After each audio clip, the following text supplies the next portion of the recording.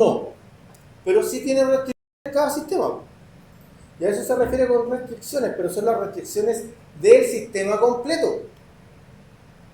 ¿Ya? O sea, por ejemplo, si yo hago el sistema en una base de datos SQL Server, es distinto a si yo hago el sistema con una base de datos Postgres. ¿Cuál es la diferencia? Dependiendo del tipo de archivo que necesito almacenar, Postgres va a ser más chico que SQL Server. Por eso, por ejemplo, Netflix no utiliza MySQL para su sistema, utiliza Oracle. Porque evidentemente los archivos que puedo almacenar son más grandes, los archivos blob. ¿Sí?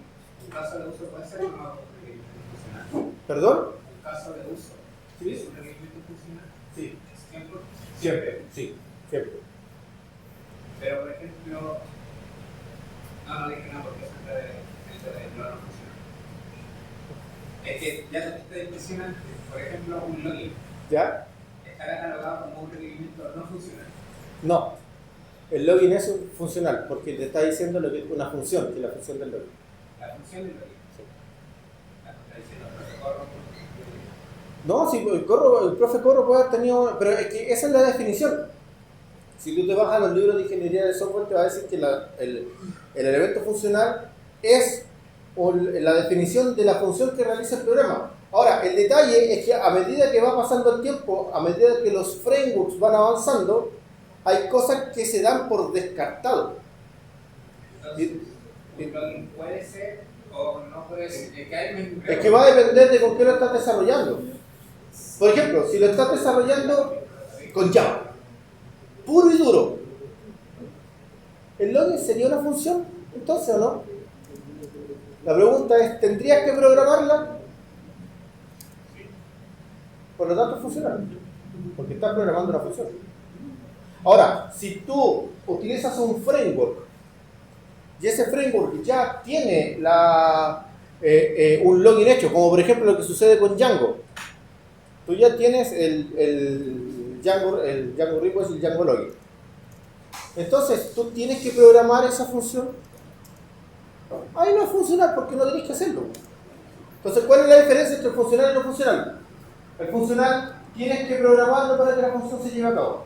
El no funcional está eso. Por eso es que el sistema operativo es no funcional. Porque el sistema operativo tú no lo vas a programar, eso ya está listo, es una base donde tú vas a montar el resto. Sin embargo, tu sistema sí funciona. ¿Cachai? Entonces, todo va a depender de, como yo siempre digo, todo va a depender de los contextos. ¿Podríamos decir que un login es un elemento no funcional? Sí, pero no en todos los casos. Claro que lo que pasa es que ahora el año pasado tuve esta discusión por el protocolo con respecto a lo mismo, que de hecho decía, un login no puede ser un requerimiento funcional, y me da ejemplo de que no, y yo le daba ejemplo de que sí, porque hay programas que requieren un login y hay programas que para la misma función, o sea, no para el programa en sí, sino que para cumplir la misma función no es requisito, pero me da otras características. Entonces pasa a ser un requisito funcional. Y él me decía que no. A ver, profe, entonces yo le dije, entonces. No, porque es que el punto es que si dentro de los casos de uso, tú. Me pongo en una página web, por ejemplo, en una página web de compra en donde yo tengo la opción de loguearme para hacer la compra. La función es hacer la compra, loguearme su opción. No, porque para loguearte, tú tienes que haber, para poder hacer la compra, tienes que haberte logueado antes. Y eso es un caso de uso previo. Eso es un caso de uso, se me estaba olvidando el término específico. Caso de uso requerido. Entonces, para poder hacer la función de compra, efectivamente, la función de compra, el hecho de comprar, es solo ese hecho. Pero el detalle es que para poder comprar, tienes que haberte logueado. Y dentro de eso, en el diagrama de caso de uso, se utiliza un use o un extension, dependiendo si es parte de la función o solo se usa la función. ¿Sí o no? Entonces, ahí voy al ejemplo. O sea, mira, te hay lo voy a páginas que tienen un botón aparte que dice continuar sin registrar. Sí. ¿Correcto? Es que entonces la pregunta es, ¿qué tipo de relación existe? Ya me había quedado claro que no necesariamente o depende de un personaje. Mira, para que te quede súper clara la idea, si tú generas un globo en un diagrama de casos de uso, eso es un requerimiento funcional. ¿Sí o sí? Sí. Entonces, si dentro del diagrama de casos de uso tú tienes un inicio de sesión, significa que ese inicio de sesión es un requerimiento y tiene características que tú tienes que programar. No puedes colocar un requerimiento no funcional en un diagrama de casos de uso. Porque el diagrama de casos de uso solo especifica lo que nosotros vamos a programar y funciones que ya vamos a utilizar. Una función que ya vamos a utilizar, evidentemente, es una función. ¿Se entiende claro? Sí, no había entendido. O sea, te acabas de reforzar que lo que estabas diciendo el profe Morro tenías razón. Sí, quería reconfirmar lo que ya sabía. Sí. Y quería crear debate. ¿Ah? Quería crear debate. Está bien. Ya, entonces esa es la diferencia, muchachos. Si yo voy a desarrollar una función, es funcional porque es afín a que el programa haga lo que tiene que hacer.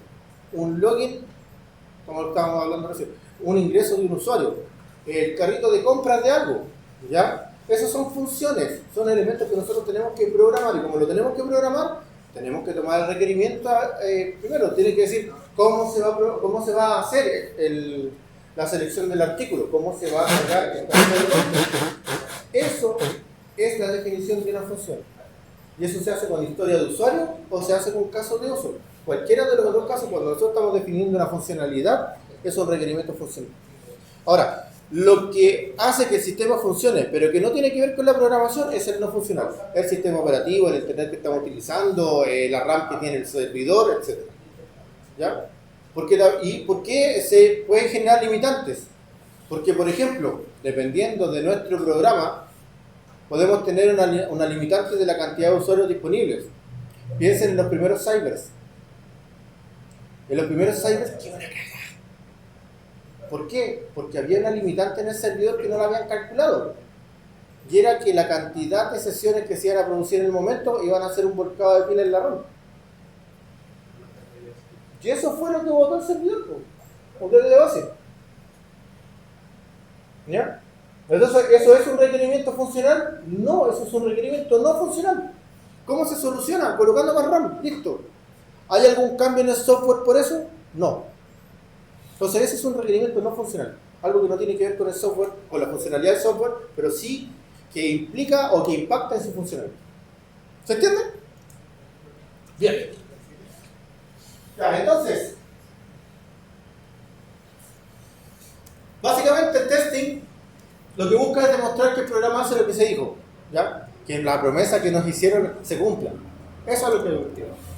Y una de las actividades más importantes, ¿ya? Que nosotros tenemos en informática es poder realizar el testing de software. Como decía el Felipe que anda por allá, por eso es que después el profesor se lo hace cagar en programación. Si se hiciera testing desde el principio, no tendría que colocar tantos unos. ¿Ya? Entonces, el proceso de validación, revisión y análisis de estos resultados, primero que nada se enfoca en colocar y encontrar errores, pero aquí hay que hacer una salvedad con lo que yo les expliqué en la clase pasada. No es que vayamos a encontrar todos los errores, sino que vamos a encontrar los errores a los cuales nosotros tengamos como alcance del sistema. Porque si es por detectar errores, podríamos no parar nunca. Y ya sabemos, de acuerdo al video de Veritasium de la clase pasada, que defectos vamos a tener siempre. Porque aunque no haya ningún defecto ni en el computador ni en el software, hay elementos que son incontrolables por nosotros. Y puede que haya un defecto igual. ¿Ya? Entonces, nosotros podríamos pasarnos toda la vida testeando un software, pero no, tenemos que llegar hasta un punto en el cual sea saludable, tanto para el desarrollo como para el software como tal. ¿Ya? Entonces, ¿qué es lo que vamos a buscar? Anomalías. ¿Ya? Anomalías en los procesos de funcionamiento del programa. Bueno, Ian Somerville, que es aquí lo ocupan mucho como recurso en esta asignatura, pero en realidad yo les recomiendo que les vean Pressman. ¿Ya? En realidad lo que busca o lo que sostiene él es que la prueba tiene dos metas que son distintas. ¿Ya? Primero, que el software cumpla con los requerimientos, básicamente que demuestre que cumple con lo que se solicita, o sea, hace un login, sí, hace un login. Hace una compra, sí, hace una compra. Me muestra perfiles diferentes dependiendo del login, sí, lo hace, perfecto. Ahí está, el primer punto, que cumpla con los requerimientos. Y que el comportamiento del software también sea como se espera. ¿Ya? Donde las situaciones del software como tal no nos lleguen a anormalidades raras. Por ejemplo, nosotros en el sitio del INACAP podemos tener unas anormalidades bien interesantes por el asunto de que tenemos un login de dos formas. Tenemos un login donde podemos colocar el correo electrónico o podemos colocar el root. ¿Se han dado cuenta qué pasa cuando ustedes colocan el root? A veces me cambia de carrera. Eso lo tuvieron que parchar, porque eso no estaba así hace 3 años atrás. Se colocaba el root, ¿no? ¿Y por qué le colocaron INACAP/root? ¿Ah? Para el dominio. Exacto. Por el dominio. Entonces se dieron cuenta, como INACAP tiene varios sitios, varios dominios, que eso causaba conflicto con las credenciales de Microsoft. Entonces tuvieron que suplir eso. ¿Ah? ¿Por qué? Porque evidentemente se habían encontrado comportamientos raros dentro de la ejecución del software. ¿Hacía lo que se pedía? Sí. Pero había cosas raras. A veces uno se loguea y le cambia la carrera. Sí, también. Sí. Entonces, entonces ahí nos vamos a encontrar con varios. O por ejemplo, uno de los comportamientos bien raros que tienen aquí es que dependiendo de los usuarios, tú te logueas con tus credenciales y te aparece en la sesión de otra persona. Ya, esas son anomalías. Y esas anomalías hay que detectarlas. El comportamiento son. Ya, entonces, en el fondo la validación lo que va a hacer y lo que nosotros buscamos es lograr entender cómo funciona el programa. Lograr entender qué es lo que está haciendo bien y también qué es lo que está haciendo mal. Siempre vamos a buscar como paso último validar en lugar de solo verificar. Si nosotros solo verificamos, lo que estamos haciendo es una prueba incompleta, es una definición incompleta de lo que tenemos que entregarle al cliente. Entonces siempre vamos a buscar validar, ¿ya? Y evidentemente a medida que nosotros vayamos entendiendo el comportamiento del software, vamos a poder corregir o potenciar algunas cosas dentro del mismo desarrollo, ¿ya? De hecho, una de las máximas en el desarrollo de software es: si algo funciona, por favor no lo toques hasta que encuentres que eso tiene una pifia. ¿Por qué? Porque de hecho nosotros también podríamos pasar depurando el programa de aquí a la eternidad, pero el detalle es que si funciona bien hay que pasar a lo siguiente. Por eso es que, por ejemplo, no sé si se han dado cuenta en los videojuegos, que los videojuegos en un principio pesan como 40 gigas y uno va a descargar el mismo videojuego 5 años después y pesa como 10. ¿Se han dado cuenta de eso, no? No, en serio, nunca he descargado una Assassin's Creed. No, con suerte cargar GTA. Sí, no. ¿Y por qué pasa eso? Porque en un principio en el desarrollo lo que se busca es entregar rápido. ¿Funciona? Listo, entreguemos. Después con el tiempo, si está dentro de las necesidades de la empresa, por ejemplo, lo ideal es ir puliendo eso para que funcione cada vez mejor, porque mientras más código hay, más trabaja el procesador y evidentemente hace que el juego sea más lento. Por eso es que, por ejemplo, Nintendo se demora tanto en desarrollar un software, aunque de repente nosotros vemos: oye, pero este juego es el mismo que el anterior, porque yo estoy jugando Mario Kart 8 y el Mario Kart 7 y es lo mismo. Claro, la diferencia radica en las mejoras y cuánto se demoraron en colocar esas mejoras. Imagínense cuánto se ha demorado el Tears of the Kingdom en estar listo y estamos utilizando el mismo mapa que en el Breath of the Wild. ¿Pero por qué se demora tanto? Porque Nintendo lo que busca es hacer lo que la mayoría de las empresas no hacen. Y que no digo que esté correcto, ojo, yo todo lo contrario, no creo que eso sea una decisión correcta.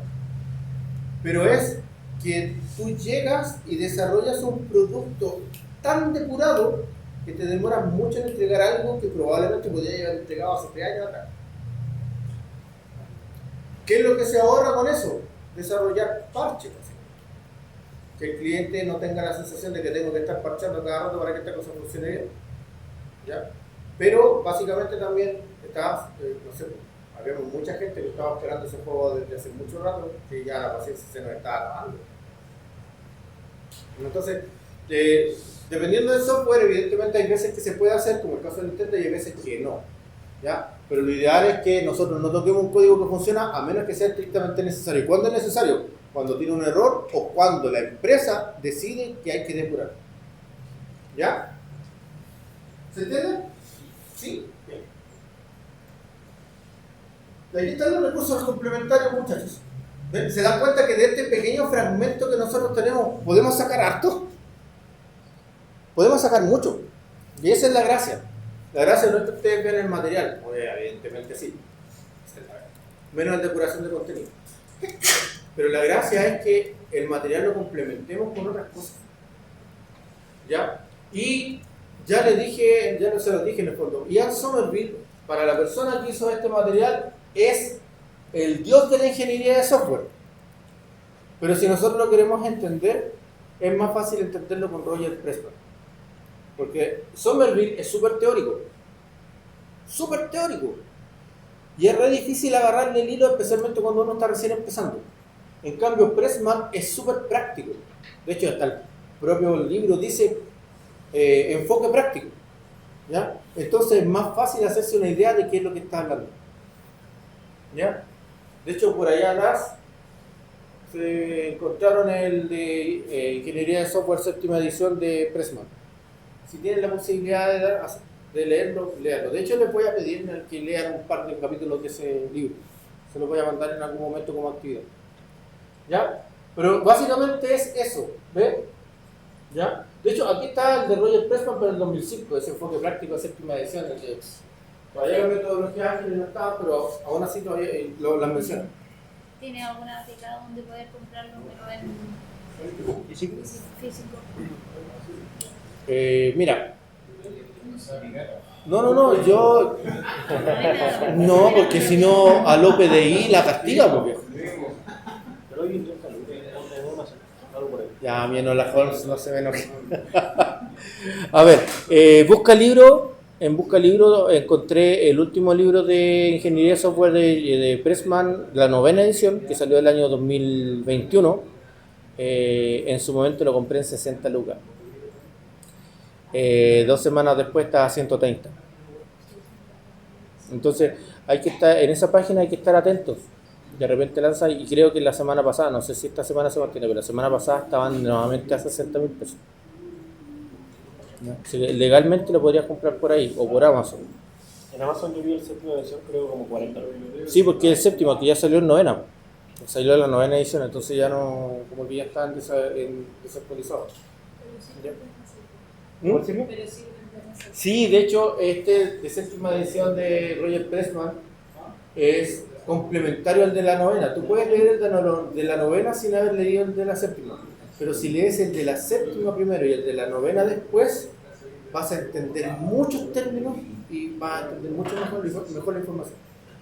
Porque el de la 9ª está enfocado mucho en metodología ágil, mientras que el de la séptima está enfocado mucho en ingeniería tradicional. Entonces, si tú lees los dos, vas a tener el panorama completo. Dos viejos testamentos para allá. ¿Se dice leer? Dos viejos testamentos para allá. Entonces yo le voy a mandar de repente la actividad de leerme este capítulo de Ingeniería de Software, séptima edición. ¿Ya? Para que le den una vuelta. Hay otro libro también que es Calidad en el Desarrollo de Software, de la editorial Alfa Omega, que también es súper fuerte. Para leerlo, especialmente la parte de las pruebas de software, es bacán. ¿Ya? Así que eso, muchachos. ¿Ya? Ya entendemos cuál es la diferencia entre la validación en el fondo y el testing de software. Ya sabemos cuál es la diferencia entre verificar y validar. ¿Ya? Y ahora que lo entendemos, lo podemos aplicar en nuestros mismos desarrollos. Y eso es lo importante, que lo empiecen a desarrollar o aplicar desde ya. ¿Ya? ¿Cómo? Normalmente nosotros vamos a definir pruebas potenciales siempre. hay pruebas que se pueden hacer con programas y hay programas que literalmente tú le haces pruebas del login y quiero que me realices 15 tipos de pruebas y te los haces solito. Pero eso nunca va a ser igual de efectivo que la validación humana. Todavía no. ¿Por qué? Porque nosotros los seres humanos, como vuelvo a decir, tenemos comportamientos extraños. Y muchas veces por digitar mal encontramos una pifia que no hubiéramos encontrado de esa forma. Entonces, y de hecho los seres humanos somos personas que hasta que no nos pasan las cosas normalmente no lo consideramos. Entonces, de momento las pruebas humanas siempre van a ser una mejor alternativa que las pruebas automatizadas. ¿Ya? ¿Dudas? ¿Consultas? ¿No? Estamos bien entonces. Vamos a esto. ¿Ya va a ser listo? ¿No llegó nadie más? ¿Cierto? No. ¿Esto va a ser la prueba de los profes? No. Todavía nos quedan 2 semanas. ¿De materia? Era por si pasaba. Por si sale. ¿Ah? Sí, lo ideal es que antes de la clase tengan ya visto el material de la tercera semana. Semana 3. Sí, semana 3. Semana 2, semana 2 no se lee. Si quieres leerlo, léelo, pero no tiene nada relevante que con para la semana 3.